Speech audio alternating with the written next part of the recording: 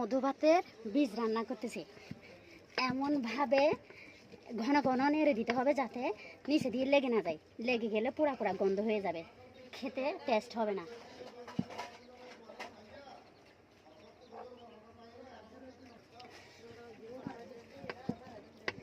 এগুলা একটু ভালোভাবে গুটে দিতে হবে যাতে গোটা গোটা না থাকে। সবগুলা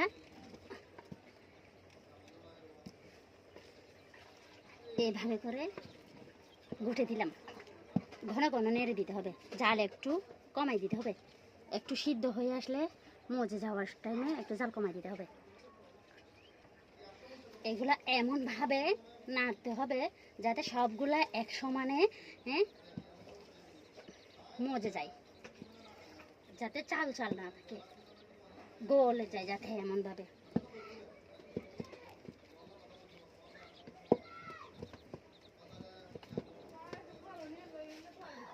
হয়ে গেছে, এখন নামিয়ে নিব। চাল মধু ভাতের বীজ রান্না করার পরে এই চালগুলা এখানে 1.5 পাওয়া চাল এখন গুঁড়ি করে নিব।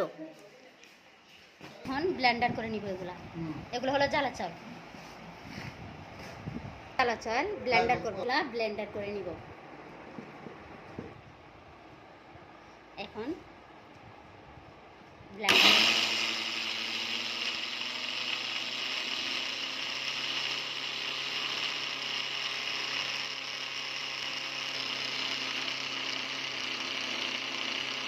এই যে একটু ভিজা ছিল চালগুলা, তাই লেগে গেছে। একটু নেড়ে ছেড়ে দিলাম। গুটে এমনভাবে গুটে মিশ্রণ করতে হবে যাতে দানা দানা না থাকে, ভাত আকৃতি না থাকে, যাতে অনেকটা ফিনে আকৃতি হয়ে যায়। চালা চালগুলা চেলে নিতে হবে যাতে তুষ না থাকে আর লালচে ভাবটা যাতে না থাকে। এই খোঁজগুলা চেলে নিয়ে ফেললাম। এগুলা উচ্ছিষ্ট, এগুলা দিব না। এখন যে জগুলা রান্না করলাম আমরা, সেটার উপর 1 চামচ করে দিয়ে মিশিয়ে দিতে হবে।